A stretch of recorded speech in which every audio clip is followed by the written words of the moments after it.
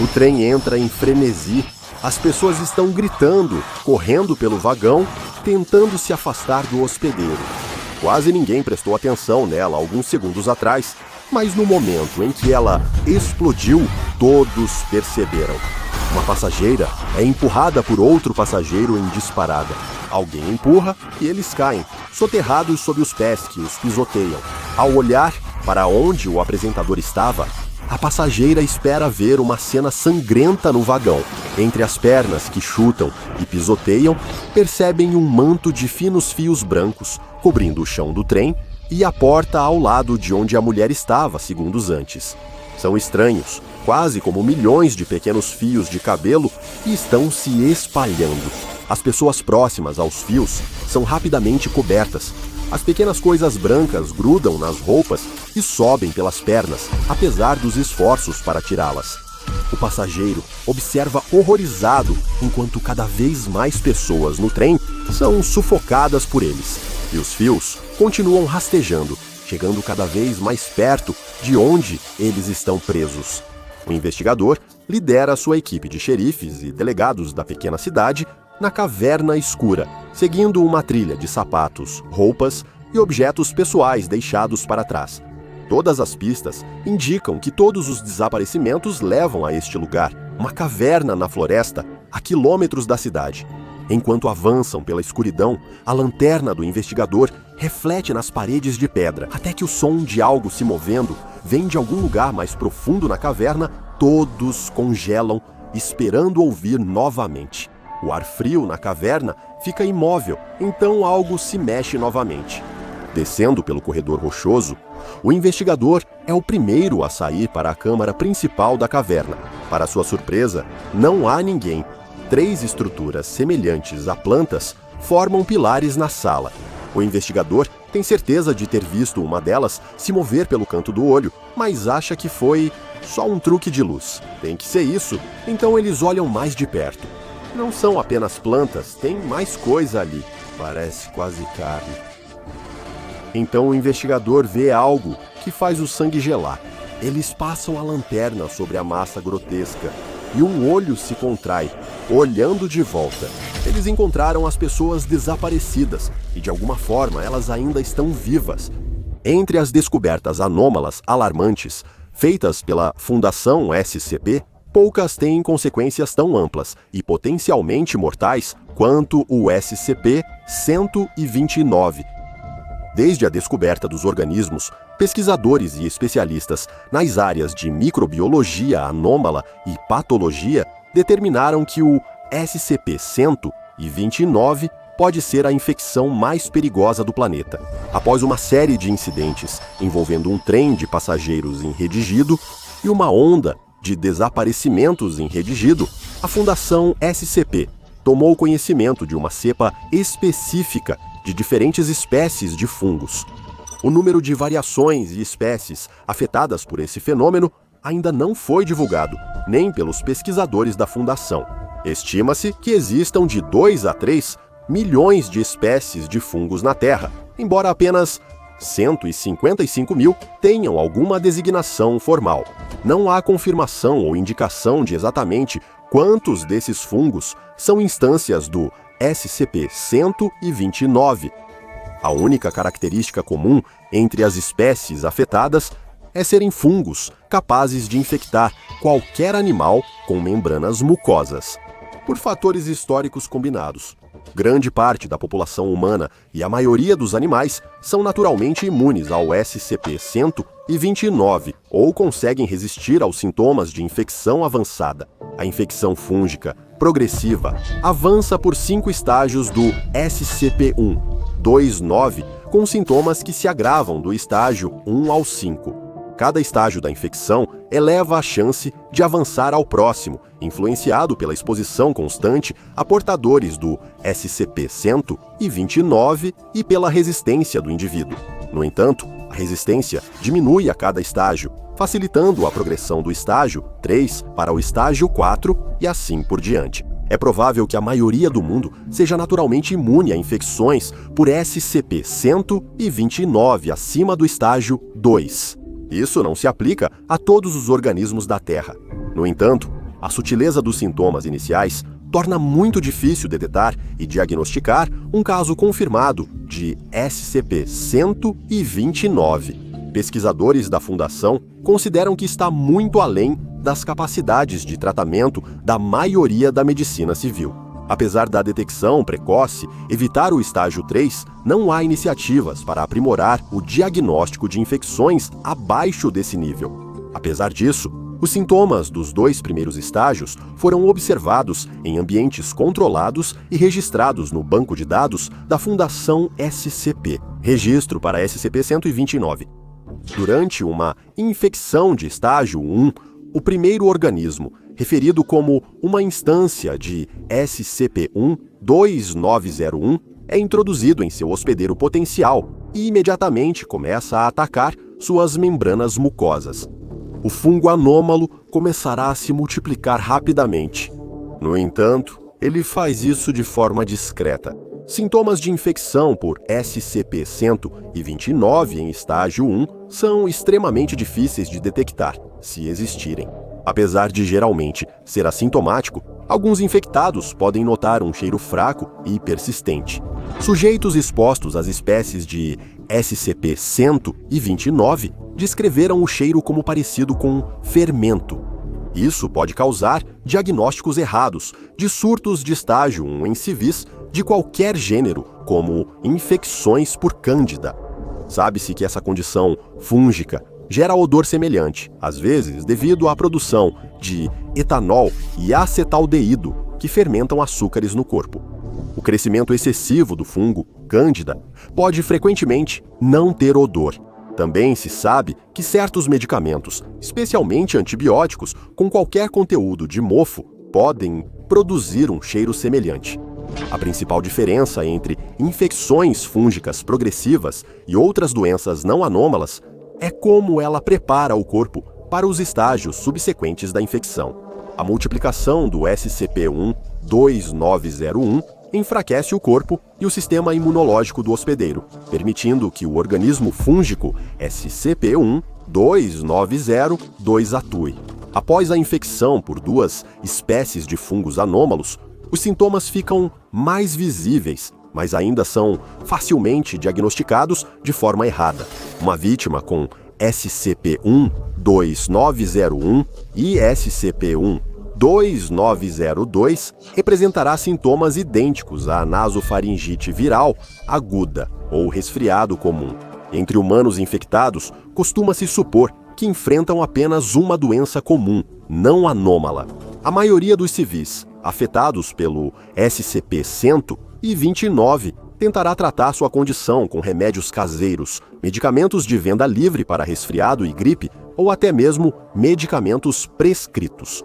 No entanto, enquanto tentam tratar esses sintomas semelhantes aos de um resfriado, a presença do SCP-1-2902 diminui a eficiência imunológica da vítima, permitindo que o SCP-1-2901 se estabeleça ainda mais em seu corpo. No estágio 1, o risco de progressão grave é baixo na maioria dos casos, embora nunca seja zero. SCP-1-2901 e SCP-1-2902 deixarão o hospedeiro em 4 a 6 dias. Apesar de serem comuns, essas espécies oferecem pouco perigo. A maioria da população humana e animal mundial não tem proteção contra esses fungos. Porém, sistemas imunológicos saudáveis geralmente repelem essas espécies facilmente. A verdadeira ameaça representada pelo SCP-1-2901 e SCP-1-2902 é o seu potencial de facilitar uma infecção por outro organismo, o SCP-1-2903. A exposição a isso define um caso de infecção fúngica progressiva em estágio 2. O estágio 2 envolve a introdução do SCP-1-2903 no sistema imunológico de um organismo. Normalmente, o muco natural do infectado pode interromper a presença desse fungo anômalo. Isso só acontece quando o SCP-12903 está isolado de outras cepas dos fungos, SCP-129. Em casos de infecção fúngica progressiva, A exposição ao SCP-12901 durante o estágio 1 predispõe o indivíduo à infecção secundária pelo SCP-12903 no estágio 2. Isso acontece porque o SCP-12901 altera a composição do muco natural ao agir no corpo de mamíferos. Isso indica que eles resistem menos ao SCP-12903. Quando esse fungo anômalo se instala no corpo do hospedeiro, provoca outras alterações internas no organismo. O SCP-12903 afeta muco, linfa e sangue de infectados. E o SCP-12901 facilita a colonização pelo SCP-12903. Essas alterações permitem que outras espécies fúngicas SCP-129 se estabeleçam no hospedeiro. Essas alterações anômalas fazem com que infecções de estágio 2 apresentem sintomas mais evidentes, como aumento do muco no corpo. Os indivíduos podem ter tosse persistente, devido ao excesso de catarro, febre baixa e prolongada, além de aumento do suor e salivação.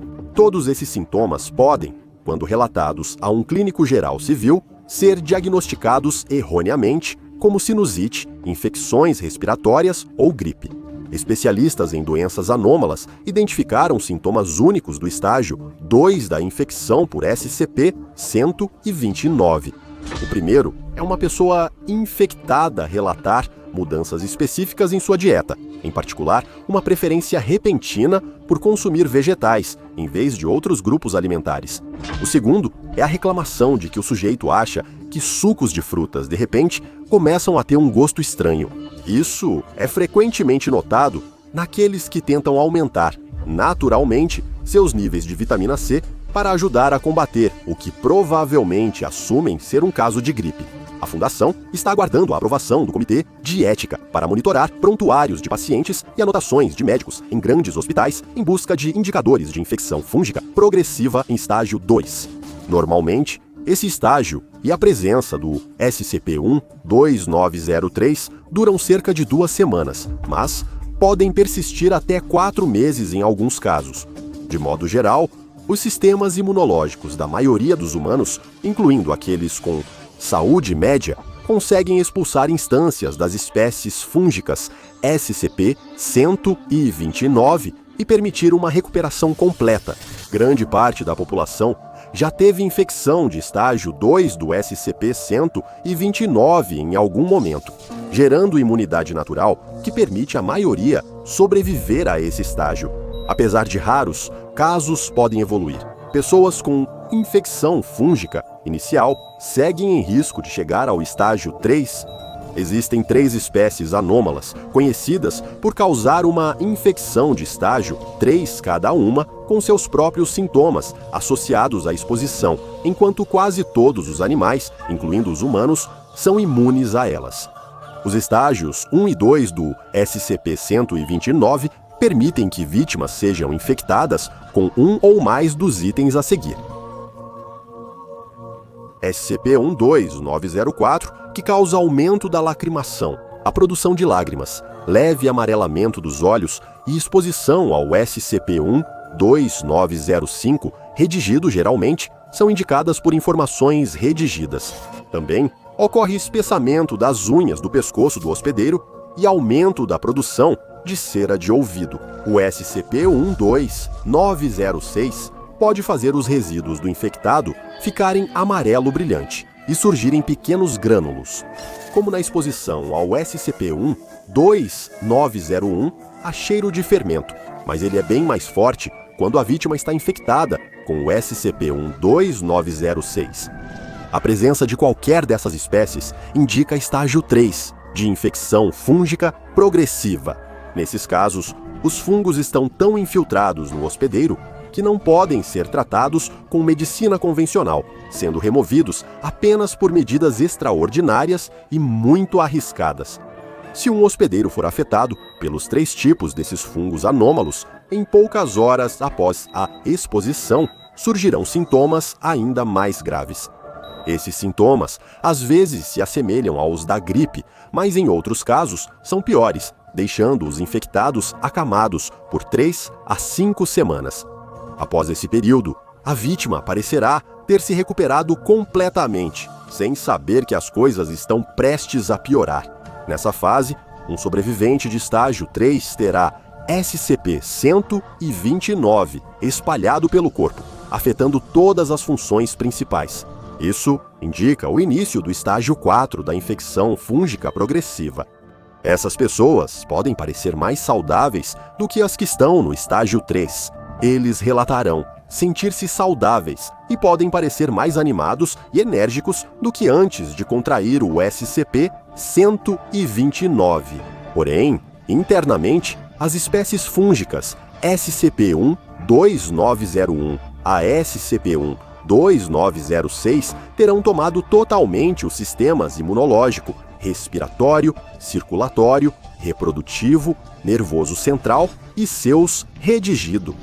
O micélio é a estrutura do fungo, que atua como raízes formado por uma massa de hifas ramificadas semelhantes a fios.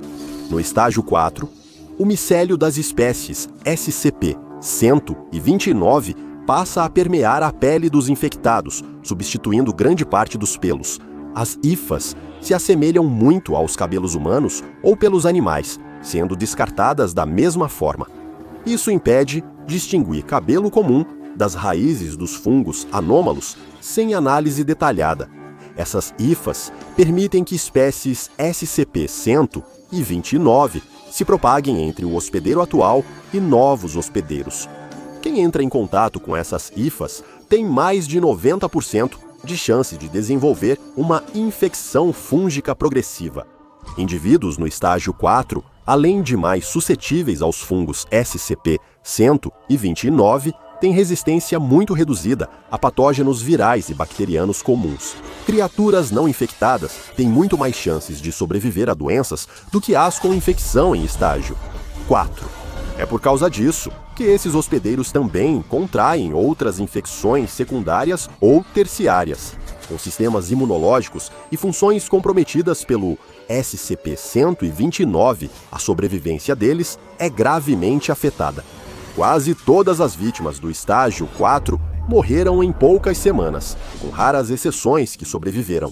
O avanço para o 5º estágio do SCP-129 é especialmente único, até em comparação com os estágios anteriores da infecção fúngica.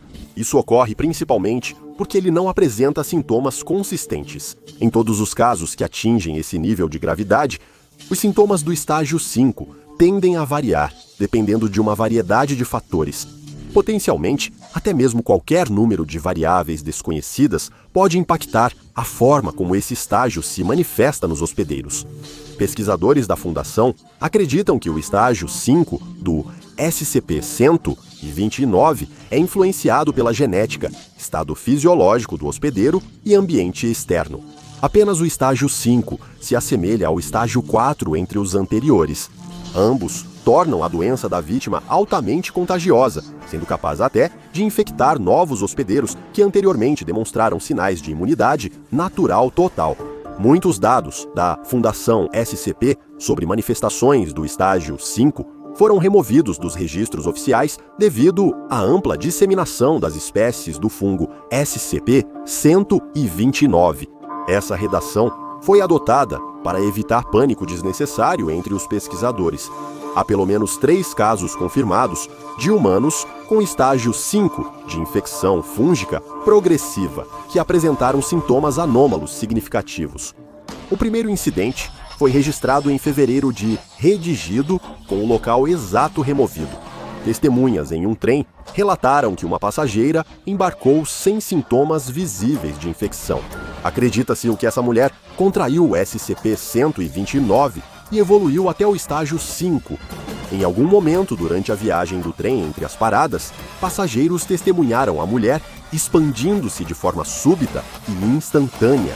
Um depoimento diz que, por um instante, ela parecia um balão prestes a explodir, ao invés de espalhar sangue e vísceras pelo trem e nos passageiros. No entanto, o estouro inesperado da mulher liberou milhões de esporos e filamentos fúngicos por todo o vagão.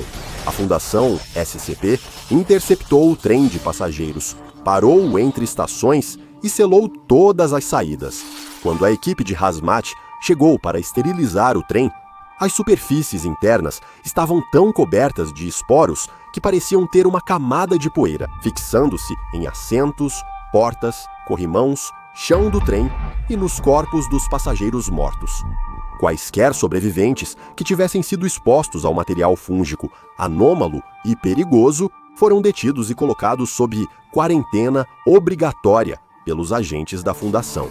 Análise detalhada revelou que a vítima, a partir dos restos do corpo, foi infectada por diferentes fungos anômalos, incluindo SCP-1 2909, SCP-1 2914 e informações restritas. Qualquer outra pessoa encontrada durante o procedimento de quarentena que tivesse sido afetada de forma semelhante à exposição ao SCP-129 foi então eutanasiada. Seus restos e objetos com esporos foram incinerados segundo os protocolos da Fundação para conter surtos anômalos. Vários funcionários foram acidentalmente expostos aos esporos durante tentativas de descontaminação. O segundo incidente, do SCP-129, estágio 5, ocorreu em Redacted, uma pequena cidade cercada por grandes florestas e cavernas não mapeadas. A Fundação soube de vários desaparecimentos na região por meio de agentes infiltrados nas delegacias que notaram aumento nos registros de pessoas desaparecidas. Nada indicava que esses casos fossem mais que crimes comuns, até que os investigadores acharam uma caverna a quilômetros da cidade. Agentes da Fundação foram enviados para impedir que informações sobre o que os investigadores haviam encontrado chegassem ao público, capturando e detendo os policiais. Os agentes, designados para investigar os desaparecimentos, foram até a caverna e avançaram sozinhos para investigar. Lá dentro, o pessoal da Fundação encontrou grandes montes de carne pulsante misturada a material vegetal. Apesar de a maioria das vísceras ser irreconhecível, investigadores da polícia local identificaram algumas características claramente humanas nos montes. Essas características ajudaram os investigadores a identificar quais partes da massa pertenciam às pessoas desaparecidas procuradas. Este caso intriga os pesquisadores da Fundação SCP desde sua descoberta. Muitos funcionários designados para desenvolver uma compreensão de como esse fungo anômalo funciona tentaram teorizar exatamente qual seria o propósito dessas três massas de carne em forma de pilar. A ideia central é que essa combinação de fungos SCP-129 conseguiu interagir e tentar infectar a população local. Acredita-se que, após um certo período de tempo, os cidadãos infectados sentiriam então uma compulsão para viajar até a caverna, embora o motivo exato ou como eles acabavam lá permaneça desconhecido. Ao chegarem, as vítimas passavam por uma mudança fisiológica anômala, tornando-se montes de carne vegetativa pulsante encontrados por investigadores e agentes da Fundação. Esses parecem ser organismos vivos que foram modificados de forma anômala para fornecer às espécies do fungo SCP-129 uma fonte de sustento a longo prazo. Análises adicionais da carne e do material vegetativo recuperados levaram os pesquisadores da Fundação a concluir que esses montes poderiam viver por mais de 100 até várias centenas de anos. Isso permitiria que as espécies que causam o SCP-129 sobrevivessem e prosperassem por muito tempo. Não se sabe como os hospedeiros humanos do fungo experimentariam isso, se eles manteriam ou não sua consciência após serem assimilados aos montes de alimento. Uma autópsia revelou a presença do SCP-12910, SCP-12911, SCP-12914 e uma espécie adicional, embora redigida, do SCP-129. Após a descoberta, o local da caverna onde os montes de alimento foram encontrados foi posteriormente colocado em quarentena, higienizado e depois selado pela Fundação. Os dados referentes ao terceiro caso, confirmado de manifestação do estágio 5, foram expurgados. O SCP-129 segue como anomalia livre, infectando muitos humanos e animais diariamente. Não existe cura conhecida, além da imunidade natural. Grande parte da população deve se proteger dos estágios iniciais da infecção. Conter todas as espécies causadoras da doença anômala, ao mesmo tempo, prejudicaria drasticamente o ecossistema global. A Fundação foca o tratamento dos infectados em casos de infecção fúngica progressiva. O objetivo é reduzir gradualmente a população das espécies SCP-129, erradicando-as ao longo do tempo, para diminuir seu impacto no ecossistema. Qualquer surto de estágio, 3 ou mais, deve ser contido rapidamente. Indivíduos infectados seguem os protocolos de contágio de alto risco da Fundação. Sob nenhuma circunstância, os casos podem ser permitidos a progredir para o estágio 5. Acesse o Patreon do Dr. Bob e torne-se pesquisador júnior. Agora, assista a outro arquivo do Dr. Bob. Como telepatia, o vírus faz você ouvir os pensamentos de todos e te deixa louco. SCP-405.